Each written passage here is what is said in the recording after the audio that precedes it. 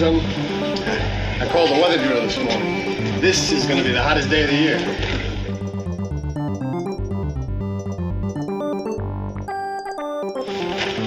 Well, you'd think that at least air condition these places. How's your name, sir? Oh, it's Valiant.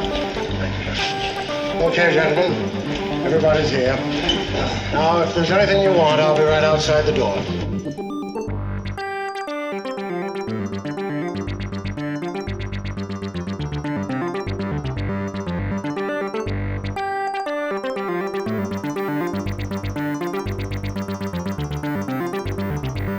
I never knew they locked the door. Sure they locked the door. What you think? I don't know. It just never occurred to me. What's that for? Oh, I thought we might want to vote by ballot. Great idea. Maybe we can get him elected senator.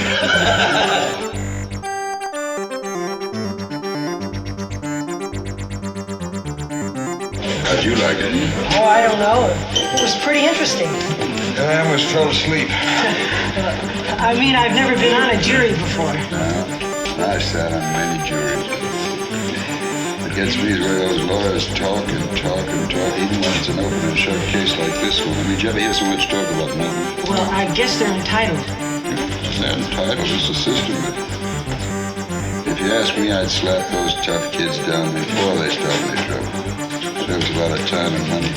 Now let's get started, huh? Good idea. Yeah, let's get going. Huh? You probably all got things to do here. Well, I figured we'd start out with a 5-minute break. There's one gentleman in the bathroom.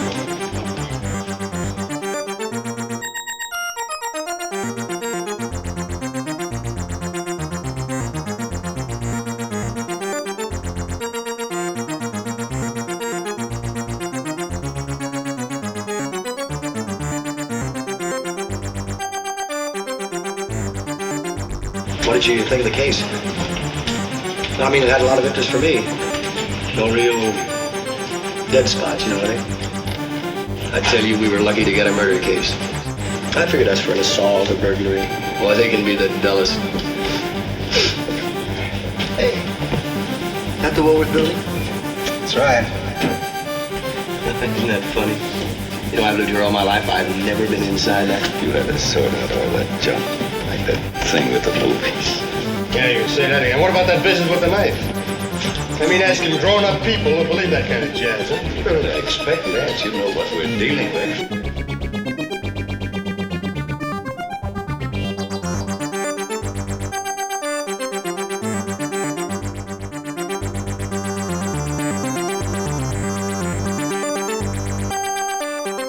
Oh, come on, Mr. Foreman.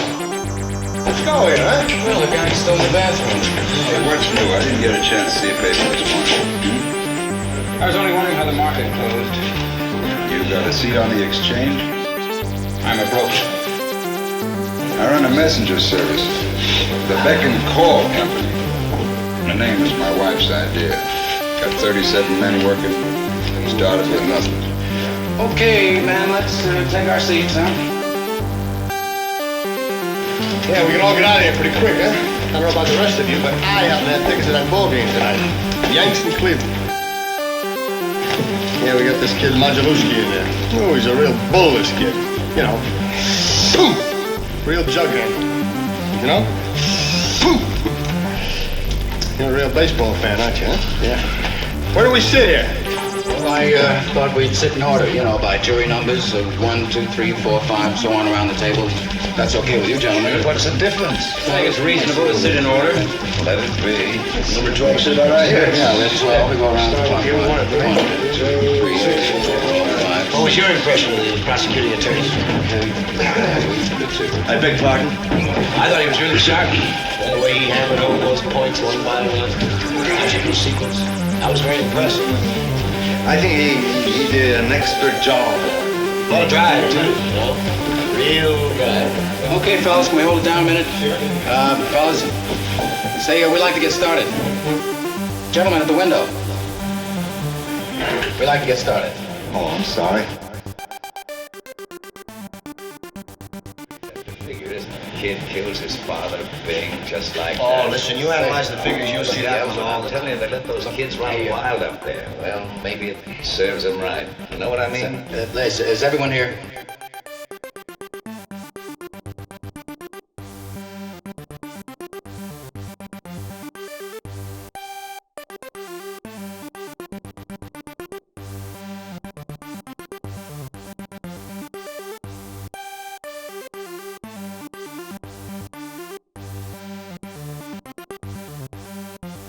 Oh, forgive me, gentlemen. I didn't mean to keep you waiting. Baltimore. Okay, gentlemen, if I can have your attention.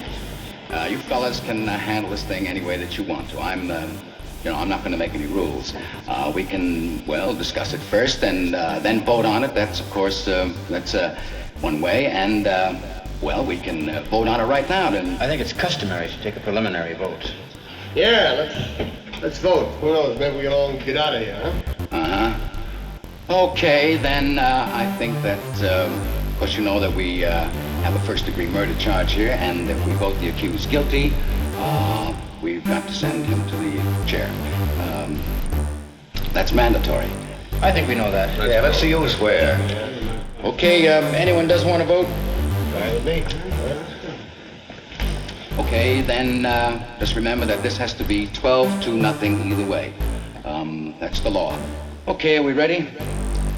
All those voting guilty, please raise your hands. 1, 2, 3, 4, 5, 6, 7, 8, 9, 10, 11. Okay, that's 11 guilty. Who's voting not guilty? 1. Right. 11 guilty, 1 not guilty. Well, now we know where we are. Boy, oh boy, there's always one. So, what are we doing now? I guess we talk. Boy, oh boy. You really think he's innocent?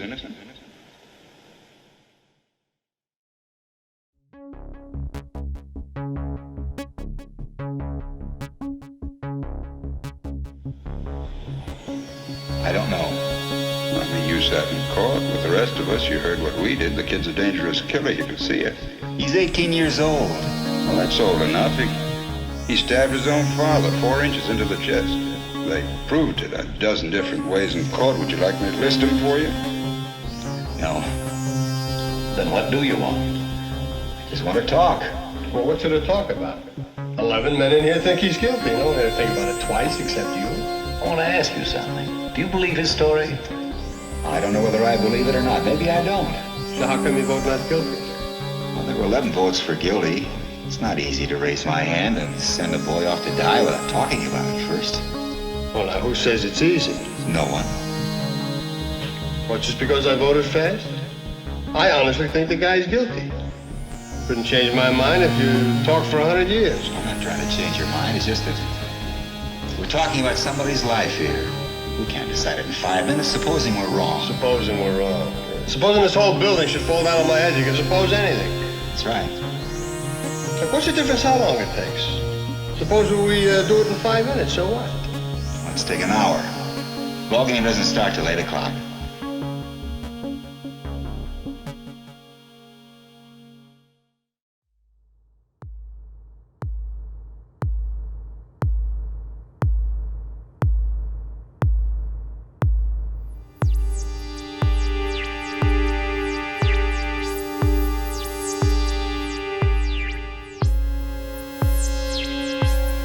Who's got something to say? I'm willing to sit for an hour. Great. I heard a pretty good story last night. That's not why we're sitting here. All right, then you tell me. What are we sitting here for? I don't know, maybe no reason. Look, this kid's been kicked around all of his life. You know, born in a slum, mother dead since he was 9.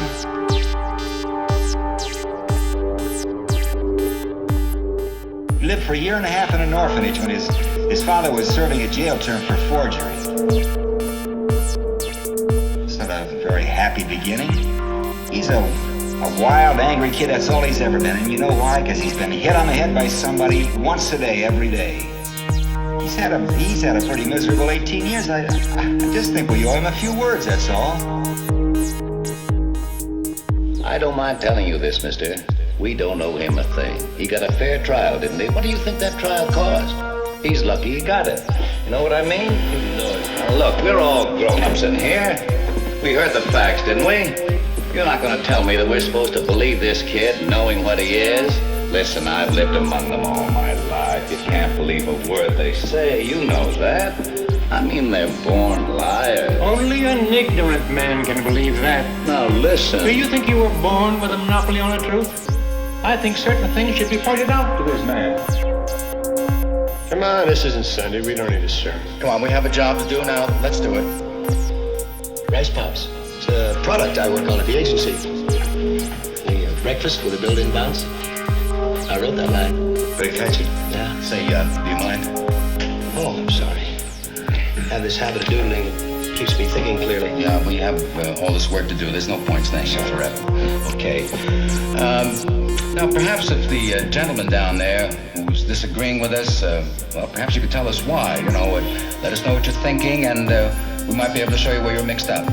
Well, look, maybe this is an idea. Now, I haven't given it much thought, but it seems to me that it's up to the group of us to convince this gentleman that he's wrong and we're right. Now, maybe if we each took a couple of minutes just to... Well, it was just a quick idea. No. That's a good one.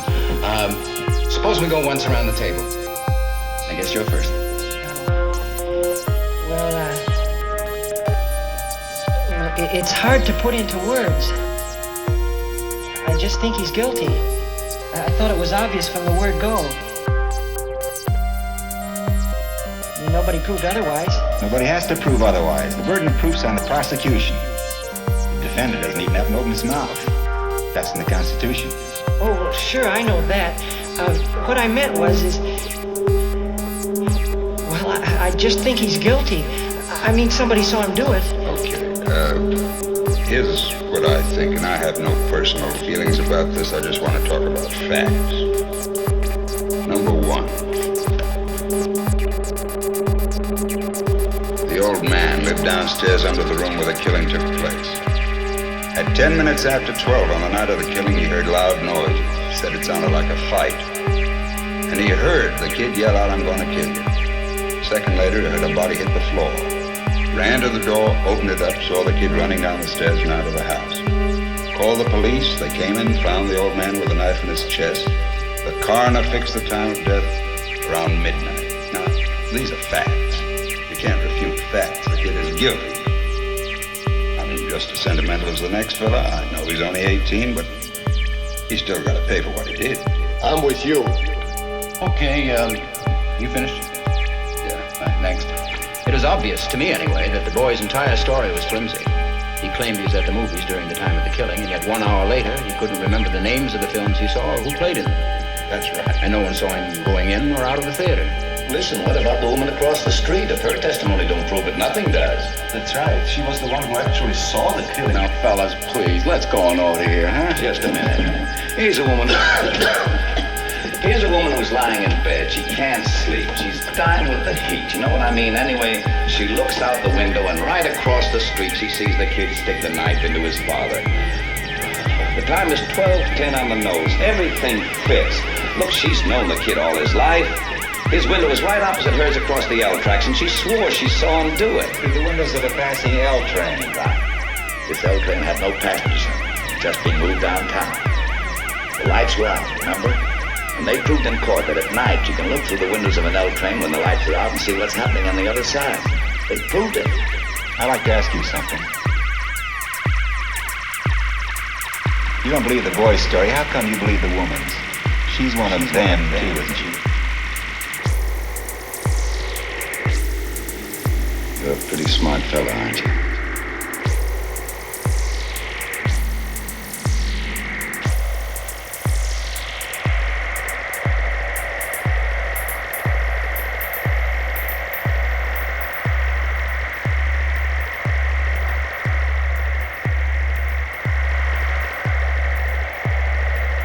Okay, gentlemen. Gentlemen. Sit down. What's he so wise about? I'm telling Hey, you. now, come on. Now, we're not going to get anywhere fighting. Whose turn is it next? Oh, his number 5. Can I pass it? Yeah, it's your privilege. How about the next gentleman?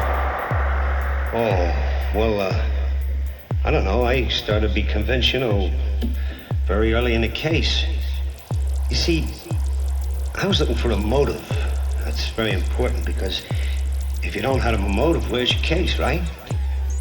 Anyway, that testimony from those people in the apartment across the hall from the kid's apartment, that was very powerful. Didn't they say something about a fight, an argument between the old man and his son around about 7 o'clock that night? I mean, I could be wrong, but It was 8 o'clock. It was 8 o'clock, that's right. They heard an argument. They couldn't hear what it was about. Then they heard the father hit the boy twice. Finally, they saw the boy run angrily out of the house. What does that prove?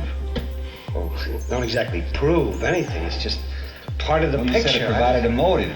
And the prosecuting attorney said the same thing. I don't think that was a very strong motive. This boy's been hit so many times in his life that violence is practically it's a normal state of affairs with him. I can't see 2 slaps in the face provoking him into committing murder. It may have been too many. Everyone has a breaking point.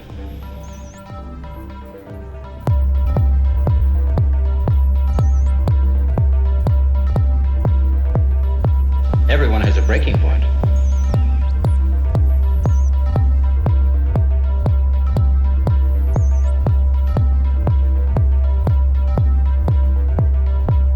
It may have been too many.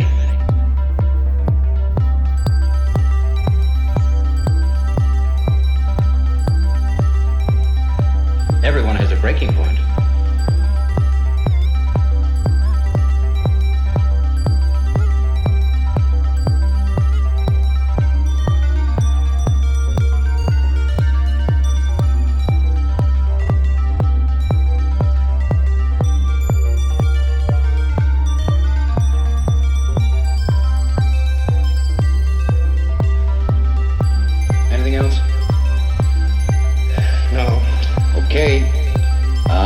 You? I don't know. It's all been said. Can talk here forever. It's still the same thing. This kid is 5 for 0. Well, look at his record. When he was 10, he was in children's court. He threw a rock at a teacher.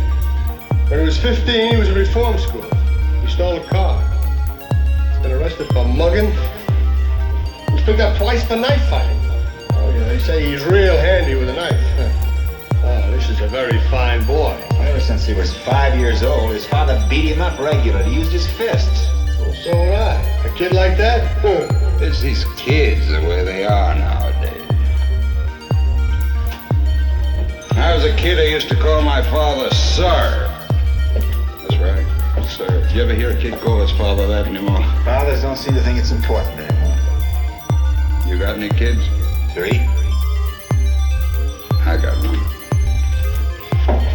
22 years old.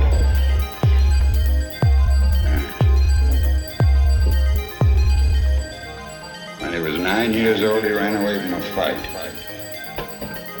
I saw it. I was so embarrassed I almost threw up. I said, I'm going to make a man out of you if I have to break you in 2 trying. Well, I made a man out of him. When he was 16, we had a fight. Hit me in the jaw, he's a big kid. I haven't seen him for 2 years. Kids, work your heart out.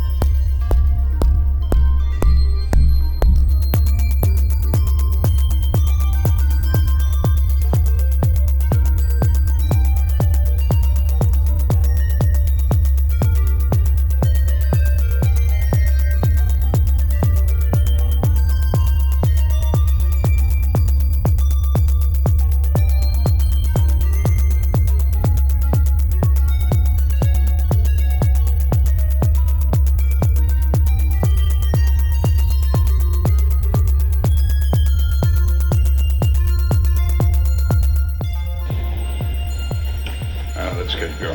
I think we're missing the point here. This boy, let's say he's the product of a broken home and a filthy neighborhood. We can't help that. We're here to decide whether he's innocent or guilty, not to go into the reasons why he grew up the way he did.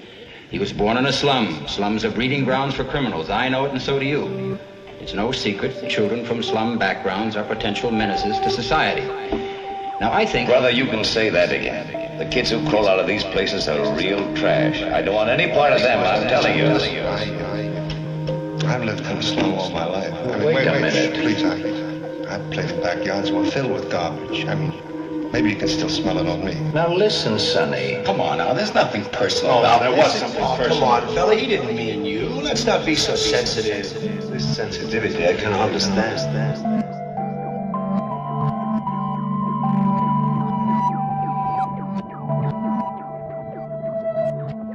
Okay, look, let's stop the arguing. We're only wasting time.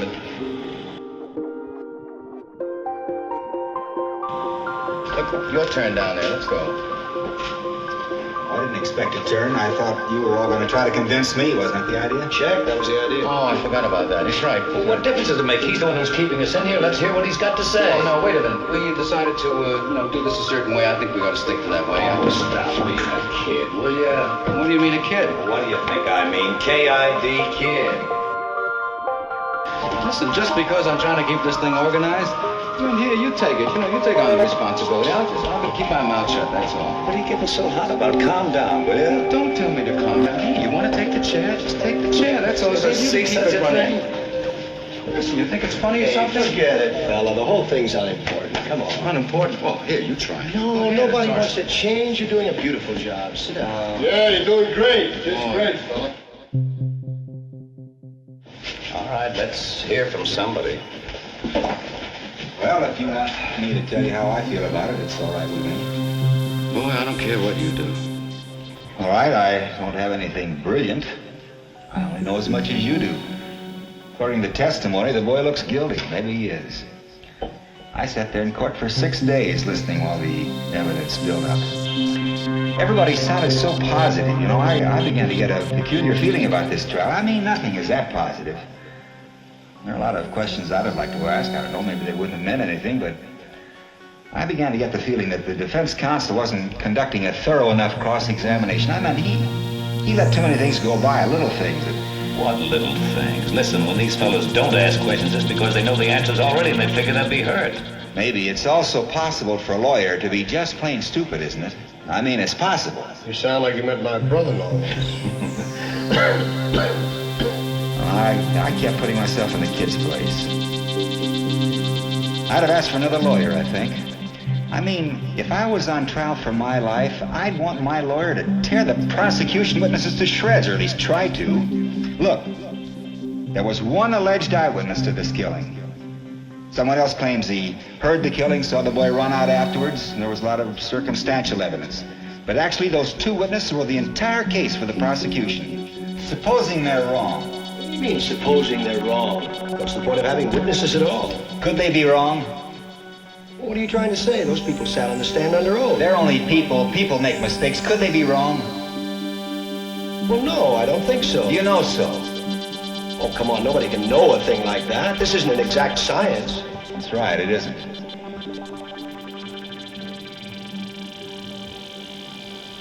Okay, let's get to the point. What about the switch knife they found in the old man's chest? Wait a minute. There's some people who haven't talked yet. Shouldn't we go in order? They'll get a chance to talk. Be quiet a second, will you? Well, what about it? The knife this fine, upright boy admitted buying the night of the killing. Let's talk about it. All right, let's talk about it. Let's get it in here and look at it. I'd like to see it again, Mr. Foreman. We all saw what it looks like. Why do we have to see it again? The gentleman has a right to see exhibits and evidence. Say, could you bring us the knife? Yeah. The knife and the way it was bought is pretty strong evidence, don't you think? I do. Good. Now suppose we take these facts one at a time. 1. The boy admitted going out of the house at 8 o'clock on the night of the murder after being slapped several times by his father. No, he didn't say slapped. He said punched. There's a difference between a slap and a punch. After being hit several times by his father. 2. He went directly to a neighborhood junk shop where he bought one of those Switch knives. switchblade knives. This wasn't what you'd call an ordinary knife. It had a very unusual carved handle and blade. The storekeeper who sold it to him said it was the only one of its kind he had ever had in stock. 3, he met some friends of his in front of a tavern about 8:45. Am I right so far? Yes, you are. You bet he is. He talked with his friends for about an hour, leaving them at 9:45. During this time, they saw the switch knife. 4, they identified the death weapon in court as that very same knife. 5, he arrived home at about 10 o'clock. Now, this is where the stories offered by the state and the boy begin to diverge slightly. He claims that he went to a movie at about 11:30, returning home at 3:10 to find his father dead and himself arrested. He also claims the 2 detectives arrested him and threw him down a half a flight of stairs. Now, what happened to the switch knife? He claims that it fell through a hole in his pocket on the way to the movie sometime between 11:30 and 3:10, and that he never saw it again. Now, there is the tale, gentlemen. I think it's quite clear that the boy never went to the movies that night. No one in the house saw him go out at 11:30. No one at the theater identified him. He couldn't even remember the names of the pictures he saw. What actually happened is this. The boy stayed home, had another fight with his father, stabbed him to death, and left the house at 10 minutes after 12. He even remembered to wipe the knife clean of fingerprints. Now, are you trying to tell me that this knife really fell through a hole in the boy's pocket? Someone picked it up off the street, went to the boy's house, and stabbed his father with it just to test its sharpness? No, I'm just saying it's possible the boy lost his knife and that somebody else stabbed his father with a similar knife. It's just possible. Take a look at this knife. It's a very unusual knife. I've never seen one like it. Neither had the storekeeper who sold it to the boy. Aren't you asking us to accept a pretty incredible coincidence? I'm just saying a coincidence is possible. And I say it's not possible.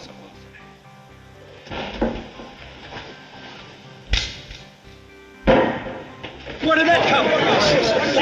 It's the same knife. Blank, you're Quiet. due. Where did you get it? I went out walking for a couple of hours last night. I walked through the boy's neighborhood. I bought that in a little pawn shop just 2 blocks from the boy's house. It cost $6. It's against the law to buy or sell switchblade knives. That's right, I broke the law. Listen, you pulled a real bright trick. Now, supposing you tell me what it proves. Maybe there are 10 knives like that, so what? Maybe there are. But what does it mean? You found another knife like it. What's that, the discovery of the age or something? You mean you're asking us to believe that somebody else did the stabbing with exactly the same kind of knife? The odds are 1,000,000 to 1. It's possible. But not very probable. Okay, fellas, let's take our seats. There's no point standing around all over the place. You know, it's interesting that he'd find a knife exactly like the one the boy bought. What's interesting about it? Interesting. Well, I don't know. I just thought it was interesting. There are still 11 of us here who think he's guilty. Right. What do you think you're going to accomplish? You're not going to change anybody's mind. So if you want to be stubborn and hang this jury, go ahead. The kid will be tried again and found guilty as sure as he's born. Probably right. So what are you going to do? You know, we could be here all night. It's only one night. A boy may die. Well, why don't we just set up house here, huh? Someone send for Potsy the policeman, you get a pinochle duck, and we'll just sweat the whole thing out, right? I don't think he ought to joke about it. What do you want me to do? Oh, listen, I don't see what all this stuff about a knife has got to do with anything. Somebody saw the kid stab his father. What more do we need? You guys can talk the ears right off my head, you know what I mean? I got 3 garages of mine going to pot while you're talking. So let's get down and get out of here. The knife was very important to the district attorney. He spent a whole day. He's a 15th assistant or something. What does he know about it? Hey, let's hold it down. These side arguments are only slowing us up. Well, what about it? You're the only one.